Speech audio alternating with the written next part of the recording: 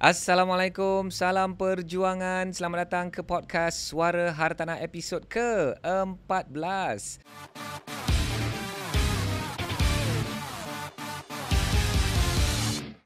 Dan saya nak ucapkan selamat datang kepada semua, terutamanya kepada host tetap saya, co-host tetap saya, Azim Sulaiman. Yes. Anak muda dari Republic of Klang. Colombia Jangan sensitif tu. Itu tempat diraja lah weh. Yeah. Come on. Alright, so Azim, thank you lah Azim. Saya sebelum kami ke udara tadi tu, Ahyat cakap Azim, kalau tak kerana Azim ni tak jadi podcast ni, serius.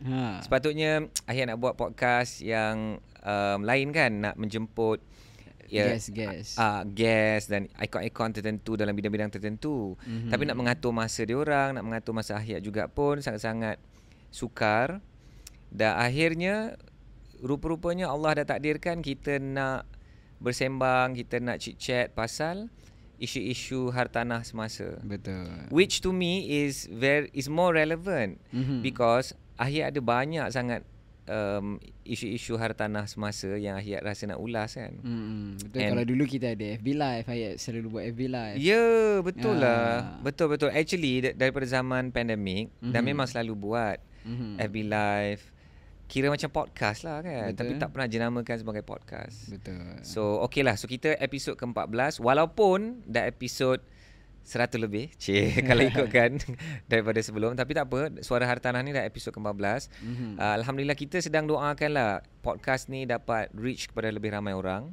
Betul. Tak tahulah mungkin peminat hartanah di Malaysia, pelabur-pelabur hartanah. Kalau dia tak minat hartanah, dia tak minat lah podcast ni kan. Mungkin. Tapi tengok topik jugalah. Dia topik yang berat Yelah. For me tak ada berat. I mean, maksudnya topik kita, walaupun kita berkaitan dengan topik hartanah, tapi kita juga ada ulas juga isu-isu semasa pasal kewangan, pasal ekonomi yang related apa kesan dia kepada hartanah. Actually, Suara Hartanah ni dia cover 4 benda. Hartanah, ekonomi, bisnes dan kewangan. Betul. Ya, so itulah 4 yang kita nak kupas. Dan hari ini kita nak terus masuk ke topik kita. Bagi pendengar-pendengar yang sudah mendengar podcast Suara Hartanah ni daripada yang nombor 1 sampai ke hari ini, kami nak ucapkan terima kasih sangat-sangat. Yes, betul. Terima kasih kerana terus support. Dan adalah juga orang mendengar. Alhamdulillah. Alhamdulillah. So, I don't know, one day lah Azim one day kita akan jadi podcast nombor 1 Malaysia kan. Dan podcast menjadi hartanah nombor 1 Malaysia. Podcast hartanah nombor 1 Malaysia. Dan akan menjadi rujukan. Seperti podcast, ada satu podcast tu dia cakap dia nak jadi rujukan. Podcast boleh jadi rujukan tu. Dan media outlet petik daripada podcast tersebut. Media outlet pula petik dia. Bayangkan sekarang ni media pula petik. Kata Ahyat dan Azim Sulaiman dalam podcast Suara Hartanah. Tak salah kita berangan-angan. Betul. Tapi kan Azim, dalam apa yang kita buat ni, rupa-rupanya dia mencetus inspirasi kepada orang-orang di sekeliling kita juga. Ya. Dan ada juga orang yang bercakap tentang podcast ni. Ahyat, baguslah you dah buat podcast. Ahyat, saya pun nak buat podcast. So it's good, at least kita inspire. And orang-orang di belakang tabir ni, insyaAllah mereka juga akan ada satu podcast yang bila saya dengar cadangan diorang ni, saya yang mendapat ilham dan inspirasi. Jeng. Ahyat dah tahulah dia punya ni. Mesti. Saya tahu teaser je. Tak apa, saya tunggu bila pelancaran dia. InsyaAllah. Alright. So Azim tahu saya pun baru balik daripada Shanghai.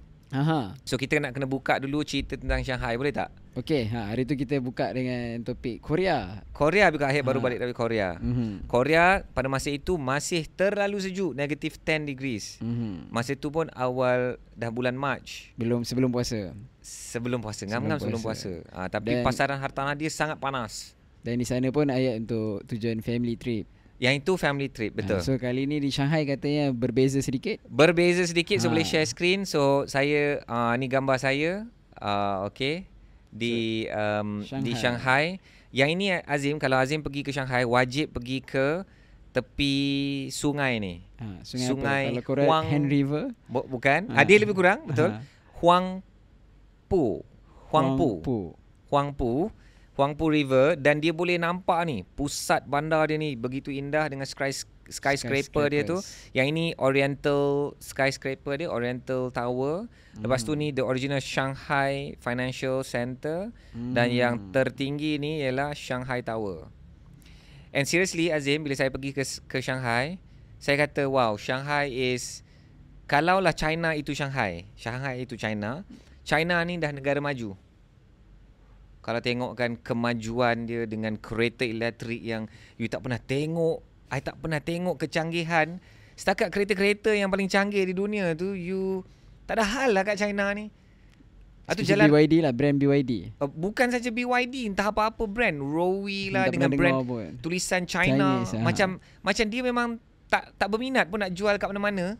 Dia nak jual kat China je. So lambang kereta dia pun, logo nama Chinese. Kereta dia pun tulisan Chinese. Memang karakter gila dia orang tu. Memang tak berminat langsung nak keluar ke dunia. So dahsyat kan? Dahsyat. Dengan motor semua memang elektrik. Memang bunyi senyap. Silent, betul? And tak ada pencemaran udara macam yang kita biasa dengar dulu-dulu. So negara dia sangat indah. Wah, I'm like so amazed. Tapi kita nak bercerita pasal hartanah. Okay. So China ni belum lagi negara maju, tapi dia sudah ada masalah negara maju. Okay, saya stop share. Dia sudah ada masalah negara maju. Dan kejap saya nak share ni. Di manakah? Okay, jap, jangan share dulu. Okay, ni Azim. Oh, Azim tengok ni, Azim boleh baca tak? When affordable housing in Shanghai is a bed in the kitchen. Macam biasa dengar. Sounds familiar. Sounds familiar. Tapi that country pun bukan negara maju lagi. Ya. Tapi bandar dia macam inilah keadaan di bandar Shanghai. Yang mampu untuk disewa ialah bilik dalam dapur rumah. Dan Azim kalau tengok ni berapa orang dalam satu apartmen? 24 orang. Wow. 24 orang disumbatnya macam tin sardin dalam satu rumah.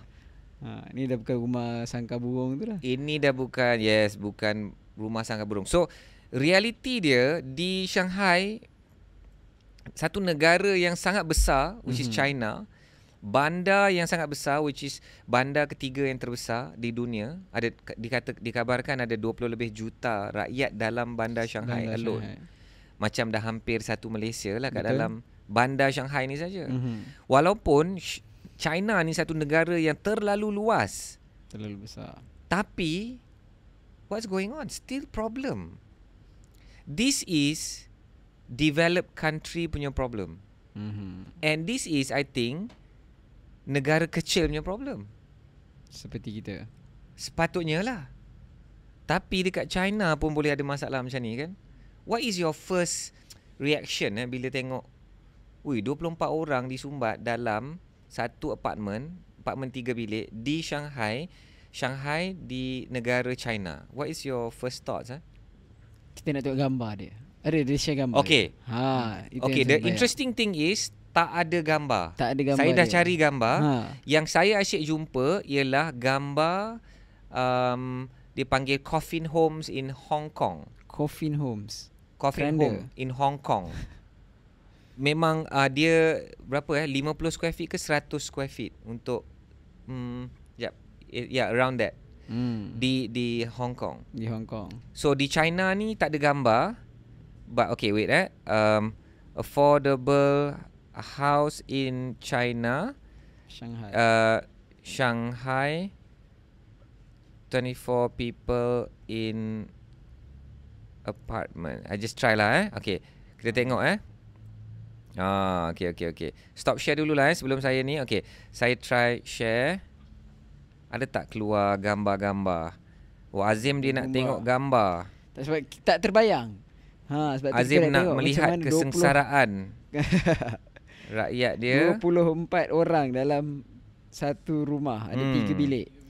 Dia masih banyak refer kepada keadaan rumah di Hong Kong. Dan ni pun semua mostly daripada luar lah, tak ada bahagian dalaman. Ya, tidak ada. Ya, okay. So but yeah, so with no pictures, can you imagine what's your thoughts? Dia sangatlah tidak orang kata livable, tidak selesa dan sangat crowded lah. Dan at what price dia punya sewa okay. dia? Ada ditulis kat sini, bilik tu lebih kurang dia macam ni, lebih ramai orang lebih murah.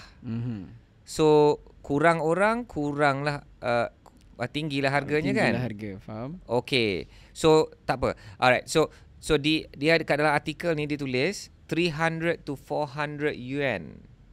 300 to 400 yuan. So 100 yuan tu lebih kurang 65 ringgit Malaysia. So kalau 200 is 200 is 130 ringgit. So 400 is 260 ringgit. Lebih kurang 260 ringgit untuk tak boleh nak bayang lah. Dia memang tak mention lah dalam this article. Saya membayangkan macam ni. Kalau satu apartmen tu 3 bilik, dia dah memang 3 bilik. Dia jadikan ruang tamu 1 bilik lagi. Bilik. Toilet janganlah. Okey. Dapur lagi 1 bilik. So ada 5 bilik lah. Katakan dia ruang dapur pun dia buatkan bilik. So 6. Ada 6 bilik 24 orang.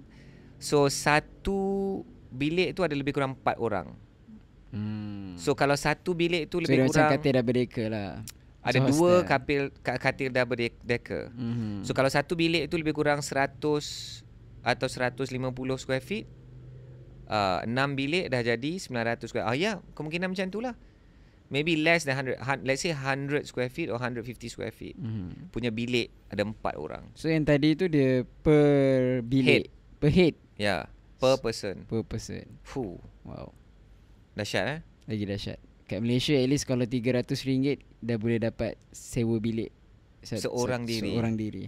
Ya, so this is the reality lah Azim, bila di pusat-pusat bandar. Dan dikabarkan dalam laporan ini 40% daripada penduduk Shanghai yang 20 lebih juta tu, 40% daripada populasi Shanghai itu adalah pendatang luar Shanghai. Maksudnya daripada kampung yang lagi miskin. So diorang masuk ke bandar-bandar utama ni, dia tak ada kemampuan kewangan, dia terpaksa sewa lah bilik-bilik macam ni. So sekali lagi saya nak kata apa, di seluruh dunia masalah yang sama. Cerita dia sama lah. Hartanah, keperluan untuk rumah, sewa bilik, cost of living makin tinggi, gaji tak cukup, rumah semakin mahal. And ini je yang diorang boleh sewa. So this is something that we see, satu tema yang kita asyik lihat setiap bandar yang kita pergi. Of course bila Ahyat sebagai peminat hartanah, bila pergi keluar negara, kali ini untuk tujuan bisnes kan, kita pergi lagilah kalau dalam Google Map dia tulis 1 jam nak keluar ke kawasan kilang tu di sebelah barat bandar Shanghai, because Google doesn't work properly there kan, WhatsApp pun doesn't work properly there. So we end up 2 hours traffic jamnya dengan jauhnya. Even Waze pun tak boleh pakai kat sana. Semua tak boleh guna. Dia kena guna Baidu tu pula. Everything in Chinese.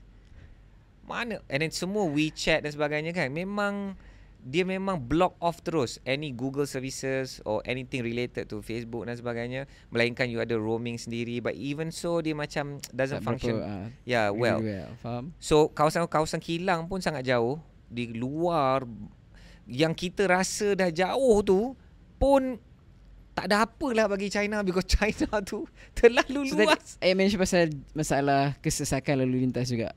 Yes. 2 jam. So how about public transport? Memang dia Ayah tak naik public transport kat sana? Saya ada naik metro dia. Metro dia sangat modern. And I don't know exactly how many lines, but memang kalau bandingkan dengan KL tu rasa malu, boleh rasa hina kalau nak bandingkan dengan South Korea, dengan Japan lagilah of course. And dengan China pun ya Allah Azim, kita sebenarnya kalau tak pergi bandar-bandar besar kat China ni, kita tak tahulah apa tanggapan orang Malaysia terhadap China. Mungkin satu negara mungkin komunis, yang tak maju, yang baru nak up. Kita rasa macam tu kan. Tapi Barang tak realitinya- berkualiti. Betul, itu selalu Kat, kita punya first impression bila sebut pasal Ya China. Allah, Azim. Barang daripada China. Azim, kalau tengok kereta China Azim, Aha. I dah tak perlulah kereta brand-brand lain ni. Recon car. Kalau cerita Alphard Velfire, Mhm. dia orang punya versi Alphard dengan Velfire tu dengan lagi desainnya, Lagi luxury. dengan luxury-nya Azim. Ya Betul. Allah, tak terbayang. Dengan elektriknya, dengan dia punya dalam tu. Kita orang ada juga ambil yang apa taxi. Taxi kita orang ambil yang kira macam luxury MPV Aha. yang muat kita orang 6 orang. Ya Allah, dengan senyapnya, dengan drive, dengan dia punya drive dia lagi better daripada Velfire. I have Velfire kan. Ayat drive lah. Tak. Yang kita taxi. Oh, okay, taxi, Tapi sorry. you feel so luxurious inside there. Faham. Itu barang China. I mean, you look at the phone China dan sebagainya kan. Tengok dia punya construction buildings ni pun laju dan I mean mengerikan lah sebenarnya kalau kita ni rakyat Malaysia katak bawah tempurung. Everyone around us is moving so fast, especially like these big countries kan. Betul. Yeah, but they still have problem. Okay, the interesting thing I want to talk about China is dalam keadaan masalah macam ni Azim. Tengok ni Azim. Property market dia yang kita dengar kat Malaysia ni, yang diberitahu oleh media-media mana? Barat, mesti selalu nak memburukkan China, betul tak? Betul. So diorang akan cerita lah, memang China memang betul mereka ada masalah besar macam Evergrande, lepas tu Country Gardens pun dah sedang big problem kan dekat sana. But itu je yang kita dengar. Padahal banyak lagi cerita-cerita lain tentang property market dia. Tengok, Shanghai's property market ends to 2023 on a high note with 80,000 new homes sold. Rumah dia kalau tukar kan memang berjuta-juta ringgit. So ada satu part ni dia cakap year on year growth. Ni 16% year on year growth. That's crazy Azim. Dia bila especially pasaran hartanah. Pasaran hartanah kalau grow double digit itu dah kira dahsyat. Sangat luar biasa. So kalau kita compare dengan Malaysia, Okay, Malaysia Ayat pun baru dengan cerita Ayat baru membedah laporan Napik. betul. So Malaysia kalau year on year growth on transaction baru 2.5% or something like that. 2.5%. And but value almost 10%. So actually Malaysia Doing well. Malaysia dari segi value of the property market lah. Property market. So adakah kita as player dalam tu akan untung? Tak semestinya. Betul. But it just shows the property market is growing by value by so much lah. So macam tak congruent kan cerita pertama 24 orang sewa satu apartment. Tapi property market dia orang ini dianggap panas lah, menggelegak ni. Sampai 16%. Growing. Sampai dia tahun 2023 tu end with a great note. I think kalau kita compare dengan stop situasi kita dekat Malaysia ni pun, kalau formula, kalau analogi yang lebih mudah, macam tadi sebut, kita bagi contoh hartanah, dari segi rumah untuk menyewa tu, orang sewa satu rumah apartment 3 bedroom tu dengan 24 orang stay. Tapi dari compare dengan pasaran hartanah di Shanghai pula, growing 16%. So sama juga kita selalu compare dekat Malaysia, orang cakap konon ekonomi kita tak bagus, harga barang naik. Tapi nanti orang cakap tapi bila pergi shopping mall penuh je mall. pergi bazar penuh je bazar. So maksudnya orang kata mana kata ekonomi tak bagus, tapi orang tetap berbelanja, orang tetap shopping, orang tetap travel sana sini. So mungkin dari segi situlah orang akan compare. Tapi point dia adalah, maksudnya mungkin different segmentation lah. So kalau macam dari segi yang tadi 24 orang yang menyewa tu, mungkin kalau kita compare dengan Malaysia ni, kita ada 3 kategori. Mungkin tu di kalangan kategori B40. So mereka yang dalam kalangan yang tadilah, untuk yang menyewa satu rumah 24 orang di kalangan kategori B40. Sebab ayat sendiri mention tadi mostly daripada orang luar, pendatang daripada Dari kampung, luar berhijrah bandar. ke bandar. Ya. So mungkin kategori B40 lah untuk Shanghai di sana. Ya. Tapi kalau dari segi property tadi yang 16% growing tu, mungkin di kalangan M40 ataupun T20 di sana yang income dorang tidak terjejas, in fact mungkin makin bertambah, so dorang pun melabur hartanah. Ya. So I guess this one menunjukkan macam dua segmen kan. Dua segmen masyarakat. Betul. Yang kita sendiri rasa macam can't a rich country like this do something about it kan. Shouldn't there be like public housing or a transit housing untuk orang-orang yang baru masuk ke bandar-bandar ni at a certain area kan of the city where they can ferry these people in through train or rail and then provide labour to the growing city kan. I mean kita ni kalau membayangkan kalau kita lah boleh buat kalau kita lah berkuasa, kita ada duit, kita lah boleh buat keputusan dalam kerajaan di sana, this should be part of city planning kan. Betul, setuju. And this should be also like tanggungjawab kerajaan kepada rakyat dia dari segi kebajikan kan. So kita memanglah pandai nak bercakap pasal negara lain, China kan. Tapi negara kita, negara kita sampai jadi kes yang rumah-rumah sarang burung tu, penyewa dia pun orang-orang Melayu kita juga kan. So di manakah garisan ini peranan kerajaan kan nak membantu merumahkan rakyat yang tak boleh nak merumahkan diri sendiri kan. But tapi macam di Shanghai ayat ada tahu pasal program rumah mampu milik di sana ke? Tak sempat. Tak sempat. It was very hectic. It was very hectic because kami pilih untuk terus berpuasa. Alhamdulillah. Baru nak tanya soalan tu. Walaupun diringankan untuk musafir. Tapi sana puasa sama waktu Malaysia ke lebih panjang? Shanghai ni sama waktu dengan Malaysia. Sama. There's no time difference. Tapi waktu solat dia berbeza. But basically macam ni lah. Apa waktu solat kat Malaysia, tolak 1 jam. I mean more or less. So puasa pun tolak 1 jam lah? Tak, kerana subuh dia 4, let's say 4.30. Zohor dia dah 12 lebih, asar dia 3 lebih, maghrib dia 6.06, 6.05 macam tu. And isyak dia 7 something lah macam tu. Ya. So, ya betul tarawih tu boleh awal and buka puasa tu awal. Tapi kita orang nak kena bangun pukul 3.30 untuk sahur. Dah lah balik malam sebelum tu, dah balik lewat. Because of the jam, kita nak maximize masa kan. Nak pergi kilang tu pun dah bukan main jauh. And then datang balik tu ialah dengan buka puasa, and then kita pun nak experience tarawih kat sana, and then kita pun bila berjalan kaki tu balik-balik dah pukul 10, tidur pukul 11, nak bangun pukul 3.30. Ya Rabbi, memang I tell you dah pernah ada somebody told me this before. Bersyukurlah kita ni hidup di Malaysia, berpuasa di Malaysia, berpuasa dan whatever, but waktu solat kita ni sebenarnya dah cukup cantik dah. Kerana nak bangun subuh pukul 6 suku. Okay lah, let's say 6.30 you bangun. You bangun tu you dah boleh mandi terus pergi kerja. In some countries kat China pukul 5 lebih, pukul 6 tu dah fajar. Maksudnya dah habis subuh. So you kena bangun pukul 5 lebih. Tapi mungkin kerja you dah kena masuk pukul 8. Dia ada macam ada gap jauh. Gap tu seksa jadi orang Islam di negara lain. Kita ni kena tahu benda ni satu benda yang kita patut syukurkan. Waktu solat dalam Malaysia pun sepatutnya kita syukur. Kita tak sedar kan? Setuju. Seksanya kita orang.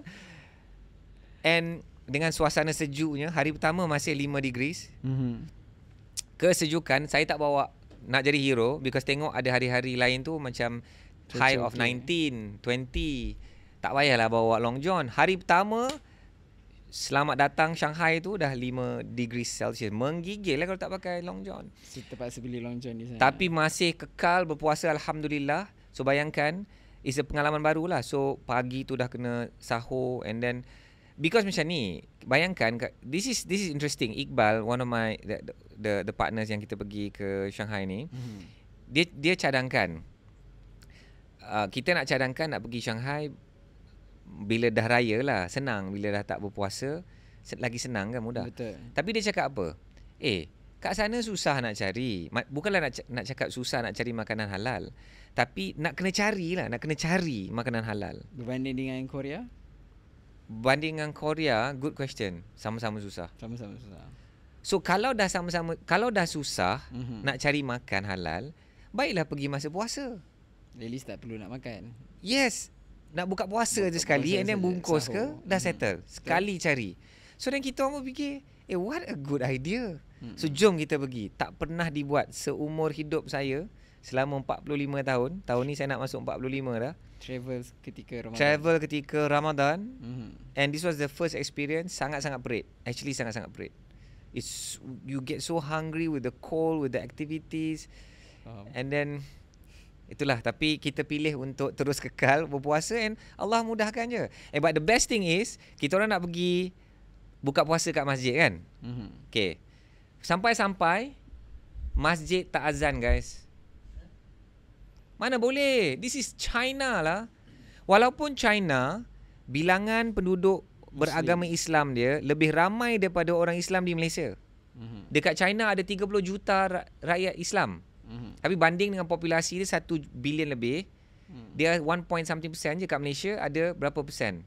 60 lebih persen rakyat Malaysia agama Islam, tapi 20 juta je. Banding dengan negara China. So masjid tak boleh azan secara terbuka, bro. You tahu tak betapa peliknya rasa? Dah maghrib, kita dah sampai kat masjid, tak ada azan.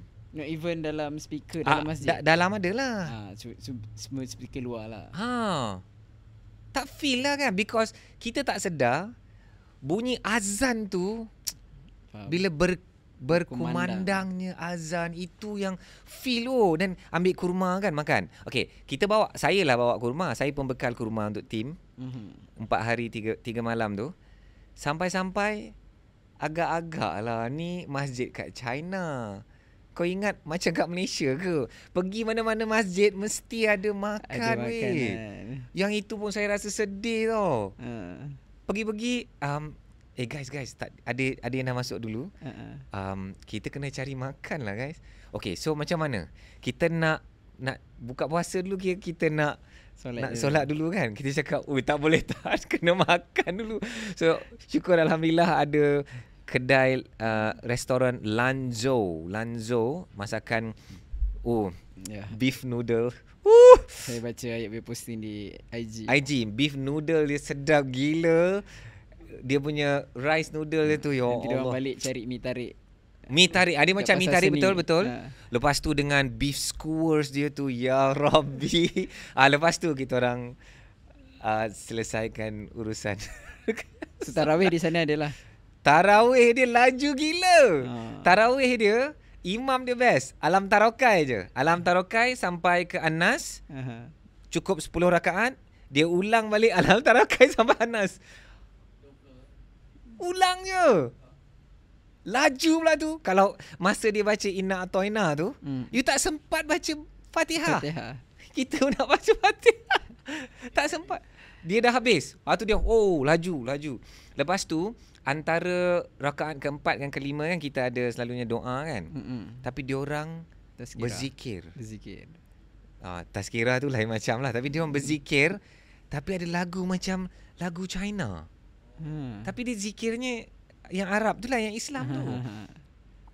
Ya Allahumma inna nas'aluka ridhaka wal jannah tu kan. Dia ada juga. Tapi dia alunan lagu China. Adalah, but it's very interesting lah, very interesting. Okay. So begitulah sedikit cerita tentang. Tapi saya nak tambah satu. Okay, tambah. Okay. But this is first experience saya kata dalam masa 45 tahun. 45 tahun. So adakah akan repeat lagi lepas ni? Saya rasa terseksa lah. Saya rasa terseksa lah. So, that's why dalam Islam puasa memang kat Malaysia je lah. Mungkin I belum pengalaman puasa di Umrah. I think I want to have that experience. Betul, sama. Walaupun orang cakap sama juga, dia punya cabaran dia tu. Tapi buka puasa dia nikmat lah. Bila Betul. buka puasa tu memang nikmat dia lain macam. So yeah, answering your question, no. No. Tak nak buat lah. But maybe boleh buat jugalah kalau for business trip. Because kita nak maximizekan business activities, tak payah nak stop for lunch. Betul. And then macam Ayat cakap, kalau ke country yang susah nak cari halal food lah. Better go masa nak makan sekali sehari je. Betul. Itulah. Alhamdulillah. So itu cerita Shanghai. Alright. So bercerita tentang Shanghai yang panas, Okay. kita nak cerita Malaysia ni kat mana panas, Azim? Dekat mana panas? Lokasi paling panas. Lokasi panas, bukan cuaca Sebab sekarang pun Malaysia sangat-sangat panas. 2 hari lepas saya masuk kereta dan kereta saya tunjuk 41 degrees. Ya 41 Rabbi. degrees. Bila saya semak suhu di dalam forecast, dia tulis 36 degrees. So feels like 41. 41 memang. So time tu Ayat rindu Shanghai. Actually bila pergi ke negara orang, bila balik ke negara Malaysia kan, actually tak ada rindu sangat lah negara orang. I mean for rindu me, cuaca dia lah. Kalau I rindu cuaca lah. Bila tengah rindu musim cuaca, panas. okay, rindu cuaca, tapi Malaysia is still Malaysia lah bro. For me lah, maybe I'm Yalah. very Orang kata hujan emas di negeri orang. Orang-orang muda ni pun masih peribahasa ni dia masih dia tahu kan, yang famous kan.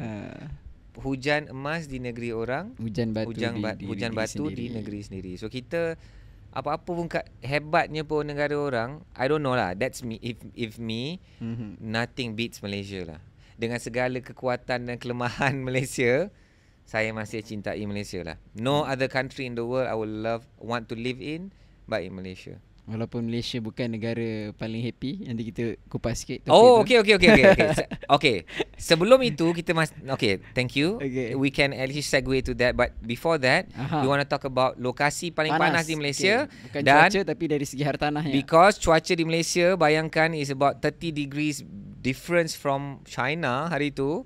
From Shanghai lah at least. But ini dia. Rumah berdekatan RTS Link paling banyak dicari di Johor. So kita baru dapat tahu daripada siapa ni? Daripada sahabat-sahabat kita di Property Guru Malaysia. Ni sahabat saya ni, Sheldon Fernandez. Saya suka Sheldon ni, seorang yang tak pernah tak senyum. He is the national manager for Property Guru, now owning propertyguru.com and iproperty.com.my. So kat mana yang paling hangat ni? So lokasi yang paling banyak dicari di Johor ialah di yang dekat dengan RTS. So RTS. So Rapid Transit System Link yang bakal beroperasi berapa tahun bila tu? 2026. So bayangkan, it's so difficult to go in and out of Malaysia into Singapore kan. So bayangkan nanti akan ada satu MRT. Bayangkan MRT ni dia hanya ada 2 stesen. Satu dekat JB, satu dekat Singapore Utara. Itu je. Itu 2 stesen dia.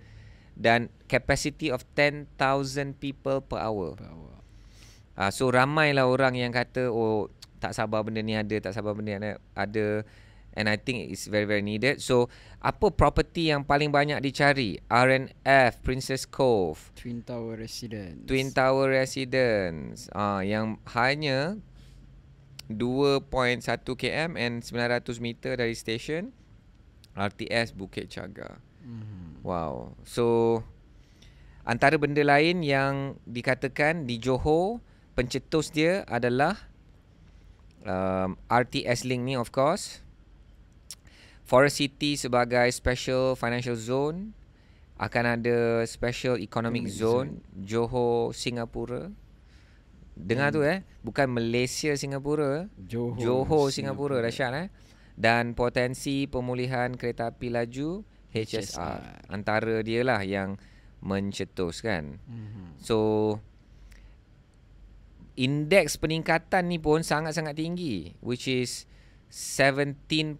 Maksudnya kan Azim, walaupun RTS ni, projek RTS ni baru 50% siap, tapi permintaan dah naik 17%. 17%. Nampak tak? Dan apa yang saya dapati ya guys, okay, stop share. Apa yang saya dapati, bila projek-projek mega macam ni yang berimpak tinggi dan how do I say, mega great Project. mega project, dia mesti macam double digit billion. It takes maybe 5 to 7 years to complete. So projek-projek macam ni, Azim, apa yang Ahyak dapati, semasa pengumuman dan pembinaan, kat situ yang permintaan akan paling tinggi untuk hartanah di satu-satu lokasi. Faham. Dan sebab tu juga Ayat buat kembara hartanah. Ya, Azim pernah sempat tak masa tu? Sempat join waktu projek LRT 3. LRT 3 kan? Baru diumumkan. Baru diumumkan dan dia dah delay katanya next year akan siap. Betul. Bayangkan dulu orang dah ambil tindakan untuk Kita pergi saya ingat lagi waktu kita pergi kembara hartanah tu. Cuma kita tengok kat pokok-pokok tu dia ada tanda je pakai kain warna merah. Kan dia ada tanda-tanda kan masa tu kan? Kat situ plot track dia. Sekarang dah pokok-pokok tu pun dah selamat, dah ditebang dan okey, dah ada tiang dah semua. Gempur hartanah LRT 3 was in March 2017. Exactly 7 years ago. 7 tahun dulu. Ya Allah, siapa yang bertindak dulu? Dahsyat. Ini dah hampir siap lah. Mungkin I think 70%. Dari segi percentage tu mungkin diorang ada pengumuman ya. But is in kira another 1 year or 1 year plus maybe, not sure.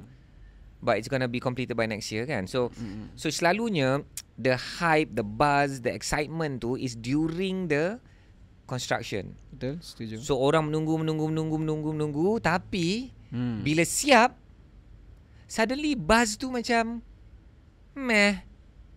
Macam so sebab dah hangit. Sebab dah hangit mungkin. Sebab dah hangit mungkin. And ini juga apa yang saya lihat dalam dunia saham. So kalau katakan ada satu pengumuman tentang satu syarikat yang listed, nak disenaraikan, atau yang dah disenaraikan tapi diorang ada berita-berita baru kan, and then you akan tengok benda tu pun baru diumumkan, projek tu pun belum jalan, tapi you tengok apa jadi kepada share price. So investors, retail investors and analysts ni dah factor in the news into the share price, walaupun benda tu belum jalan lagi. So sama juga kita belajar pasal dunia hartanah. Dunia hartanah ni pun sama.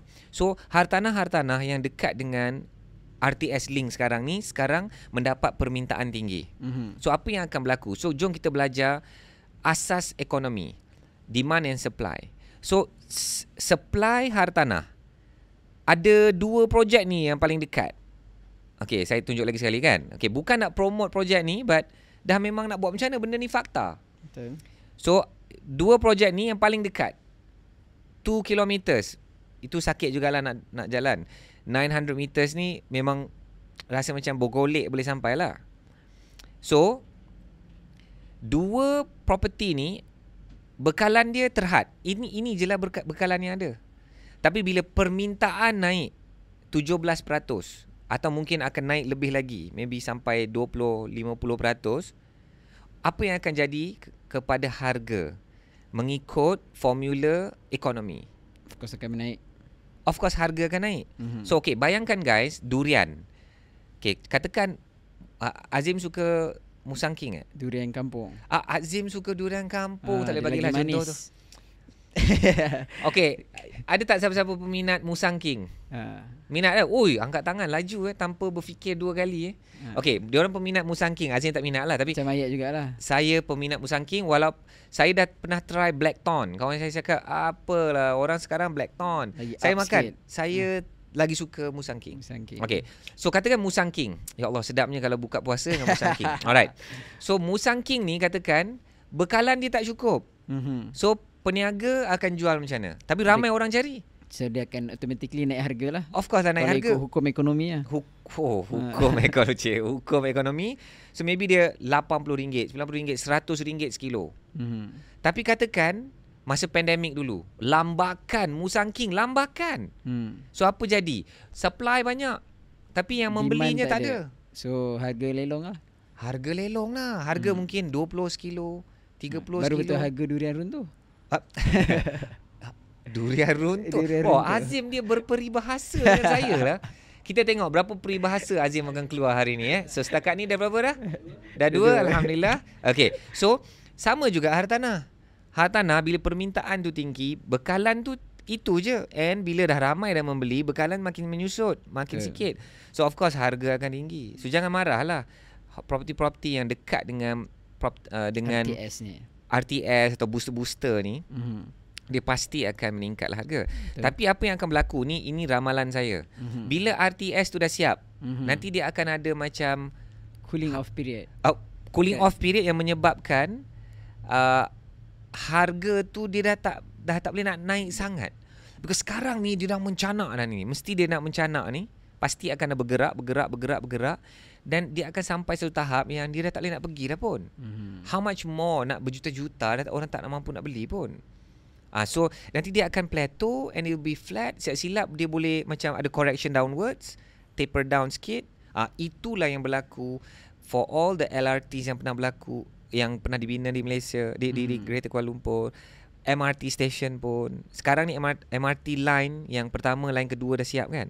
What do you see I wish that we can prove it in terms of value. Data. Maybe valuers ada data-data ni, harapnya boleh kongsi. Adakah benar my suspicion, my ramalan.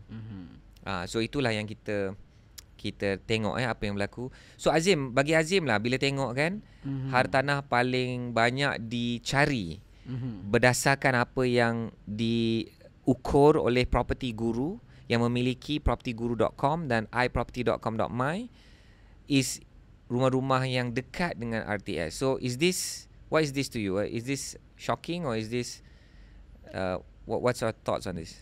Okay, for me of course benda ni macam Ayat selalu sebut dari segi booster hartanah, which is demand. Dari segi demand tu TOD, transport oriented development. So of course kalau dekat Greater KL ni pun mostly orang yang nak cari rumah sewa, especially yang baru start bekerja, yang belum ada transportation, belum ada kereta sendiri, kenderaan sendiri, so diorang akan lebih prefer TOD punya property lah, supaya mudah untuk nak commute naik public transport. So sama juga dekat sini mungkin Malaysian sendiri dan mungkin juga Singaporean sendiri yang mencari-cari rumah berdekatan dengan RTS Link. Sebab Ayat pun ada share kan satu artikel yang pasangan couple daripada Singapura menyewa di Johor, sebab of course much more cheaper dengan sangat cheap bila convert kepada ringgit. So mungkin itu juga menyebabkan demand dekat kawasan RTS Link ini juga lagi meningkat naik sehingga 17% tu mungkin daripada Singaporean sendiri juga. And you know what Azim, okay, this is thank you for sharing this. So bila orang Singapura sendiri yang berminat, maknanya demand tu antaranya juga datang daripada orang Singapura. Macam situasi di Shanghai tadi Ayat sebut, pendatang daripada luar yang menyebabkan demand di Shanghai tu. Tapi kali ni untuk contoh ni orang yang datang ke tempat tu foreigners, income-nya besar dan foreigners. Foreigners yang income-nya besar, betul.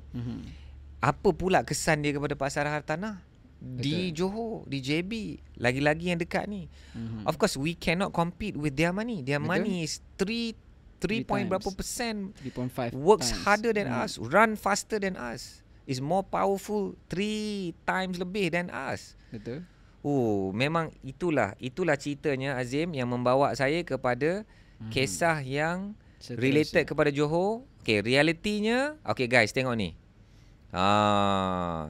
Heightened anxiety in JB due to high cost of living. So sekali lagi Ahyat nak bawa kisah yang sama. Hello guys, ini bukan kisah Ahyat di Shanghai. Ini kisah Ahyat di Malaysia. Tadi kan hartanah in demand.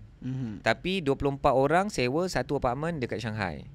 Dekat Malaysia, okey, rumah-rumah banyak dicari ni, orang nak beli ni dekat-dekat dengan RTS Link. Tapi reality orang JB, dia hidup dia tertekan. Heightened anxiety. kegusaran, kebimbangan, kebingungan, ketakutan, anxiety meningkat kerana high cost of living di JB. So inilah yang ayah saya dulu pernah cerita dalam ekonomi, because both my parents ni diorang belajar ekonomi masa universiti. And my father, he did masters in economics, in macroeconomics. My mother lebih kepada microeconomics. So perbualan kami ni dia selalu, my father and my mother ni dia suka challenge anak-anak ni berfikir. So one thing dia pernah cerita is the paradox of development. Paradox of development ni, inilah paradox of development. Mungkin kita nak satu pembangunan, tapi so tempat-tempat itu maju. So tapi sebaliknya ada kesan negatif juga. Setuju. So golongan-golongan pekerja B40 yang tak mampu untuk fight untuk diri sendiri dan keluarga, mereka yang paling terkesan. Dalam keadaan satu-satu bandar itu mengalami pembangunan yang maju, yang pesat. And itu yang ada satu perkataan, gentrification. Kan kita pernah kupas kan? Gentrification ni ialah apabila satu-satu kawasan itu yang sebelum ini mungkin tak maju, tapi dia maju dan apa jadi kepada penduduk asal, mereka ini tersisih dan terpaksa pindah ke kawasan-kawasan luar yang lebih luar bandar kerana kawasan yang dia duduk dulu itu dah maju. So gentrification is a serious and is a real socio-economic problem yang disebabkan oleh kemajuan di satu-satu tempat. Tapi kalau kita nak melihat satu-satu tempat tu, tempat tu maju. Semakin maju, tengok ni ada shopping mall, ada bangunan-bangunan tinggi, kondo-kondo mewah. Tengok upgrade jalan, nampak maju. But we never realise there's a price to pay. That's gentrification lah. Setuju. Price to pay. There's a price to pay. And that's the paradox of development. Kat sinilah kalau dibiarkan kepada open market, businesses, business dia akan terus nak untung, nak memajukan satu-satu kawasan kerana ada keuntungan untuk dia. Betul. Kat sinilah peranan kerajaan untuk mengimbangi. And that's why kita ada town planning, certain areas ni kita kena ada macam flat, apartment living for the working class citizen, to provide labour for the businesses and the areas of growth kan. Betul. It's actually quite complicated bila fikirkan benda ni kan. Setuju. And hopefully we find a formula lah. So I just wanted to highlight benda ni lah, because yang ni di highlight of The Star, and it was on 27 March, quite recent. And cost of living is becoming very, very, very, very tight and very, very difficult kan. So itulah. Azim, any thoughts on this, on pandangan orang muda dari sudut kewangan? Nothing much, cuma macam Ayat sebutkan tadi, kalau kita kata tadi soal topik artikel kita yang pertama tadi soal hartanah, which is Ayat kata itu problem yang bukan hanya spesifik di Shanghai, bukan spesifik di Kuala Lumpur, di Malaysia, tapi di seluruh dunia. Nampaknya macam problem dia untuk rumah kediaman mampu milik sewa. So samalah juga dalam isu cost of living ni, bukan spesifik in Johor sahaja. Mungkin yalah, of course dalam artikel ni Johor, so mungkin orang kata kebetulannya Singapura bersebelah dengan Johor, so itu menyebabkan dia punya cost of living tu sangat tinggi berbanding dengan di daerah-daerah lain di kawasan Johor berbanding dengan JB. Tapi maksudnya dia bukan hanya spesifik pada JB tapi ataupun KL ataupun Malaysia, tapi di seluruh dunia pun benda yang sama untuk cost of living ni. So untuk menjawab soalan Ayat pasal anak-anak muda tadi ni, so of course kalau kita lihat anak-anak muda di luar negara pun ada juga cabaran. Contoh tadi anak muda di Shanghai yang berhijrah daripada kawasan kampung datang ke bandar untuk mencari kerja, tapi nak cari rumah sewa mampu milik tu terpaksa duduk 24 orang dalam satu rumah. So macam mana crowded dia, macam mana sardinnya kawasan tu. So samalah juga dekat Malaysia ni, situasi yang sama juga. So point dia adalah macam sering kita cakap dalam beberapa episod sebelum ni, of course kita tidak boleh rely on single income sahaja. So kena ada sumber pendapatan tambahan. Azim, apa itulah komen way Azim? forward dia. I want you to comment on this. Ada orang ada komen, dia cakap, boleh tak stop suruh kami kerja 2 kerja? Kami pun perlu live. Betul, setuju. Perlu rehat. Takkan ya itu je solution untuk tangani masalah harga barang naik ni. Gaji tak naik. So ada juga yang sekarang ni sedang komen macam tu lah. Betul, which we can setuju. understand. But we always advise, kena ikhtiar lah, kena usaha. Memang keadaan sekarang teruk. I mean cost of living and then gaji kan tak setimpal dan sebagainya. Nak membeli barang pun harga naik, makanan pun naik kan. But the quick solution is to get a second income kan. Betul. But kita pun tak boleh nak nafikan hakikat fitrah manusia tu perlu rehat kan. Kalau nak kerja ni yang ada family, macam mana takkan nak tinggal family. Kalau tinggalkan family, perlu penjagaan anak-anak lagi. So ada kos pula. Ya, kos lagi pun. So what's your thoughts on that, Azim? So itulah kalau kita nak bincang pasal ini, of course saya cakap kalau kita ada kuasa lah. Kita ada kuasa kalau kita yang mentadbir negara. So of course benda tu memainkan peranan, dan saya selalu juga sebut benda ni bila ulas topik isu kewangan untuk anak muda ni dari segi pendapatan. Of course dari segi tadi saya kata dari segi pendapatan kita tak boleh bergantung pada satu sumber pendapatan. So kita ada kena ada sumber pendapatan tambahan. And then dari side government pula, that's why kita kata perlu ada orang kata macam yang kita lihat sebelum ni, dasar gaji progresif yang telah dimulakan kerajaan. So itu salah satu cara macam mana kita nak membantu kerajaan nak campur tangan untuk nak membantu nak meningkatkan gaji rakyat, ataupun orang selalu sebut politician sekarang ni dia sebut soal gaji bermaruah. Gaji bermaruah supaya gaji yang diterima itu setimpal. Untuk fresh graduate mungkin at least tak cukup gaji minimum 1,500. Sepatutnya at least minimum 2,500 contoh untuk gaji untuk fresh graduate. So itu dari onside kerajaan. Diorang buat tugas mereka dari segi polisi, dari segi dasar. Tapi dari segi kita sendiri individu, so macam saya sebut tadi, dari segi sumber pendapatan kedua lah tambahan, tak boleh bergantung pada rely satu pendapatan. Dan of course cara bagaimana nak mengimbangi masa tu, of course kita kena lihat lah apa peluang sampingan yang mudah. Maksudnya kalau kita buat second job tu tidaklah mengganggu kita punya waktu berehat, waktu spend dengan family. So waktu kerja yang lebih fleksibel lah. Sebagai contoh macam of course dari segi business lah, macam contoh you jadi agent takaful. Okay, contoh macam ejen takaful Azim kan. Ramai full timers ke atau part timers? Part timers. Boleh je buat part time. Betul. Dan in fact kita macam saya pernah share juga dalam episod sebelum ni, kita ada scheme untuk part timers. Ada dapat bonus allowance untuk part timers. So itu juga membantu. So tak perlu pun dia nak resign kerja hakiki dia, dan tak ada pun mengambil masa nak kena kerja, contoh weekend nak kena kerja 9 to 5, tak ada. So ikut waktu flexibility dia untuk nak capai apa target yang dia nak. Itu saya suka tu. Bukan ada time freedom tapi ada time flexibility. Betul. To do that additional sales activities yang mendatangkan income kan. I mean at least start with your first, I don't know, RM300 tambahan. Extra income. Itu pun dah sangat membantu kot. Then 500, 1,000, 3,000, 5,000, 10,000 additional, then you can decide if you want to go full on in sales ke apa ke kan. In fact sekarang dengan digital marketing, e-commerce pun macam-macam, ada Shopee affiliate, TikTok affiliate. So semua tu pun secara tak langsung boleh membantu untuk boleh explore lah kan. Yes, boleh maknanya explore. Janganlah cakap tidak, boleh explore, dan pasti Ayat yakin dan percaya pasti ada jalan keluar daripada masalah pendapatan. Betul. Just don't say no. Just say yes to the opportunities and then see what you can do to at least increase your income RM100, RM300, RM500.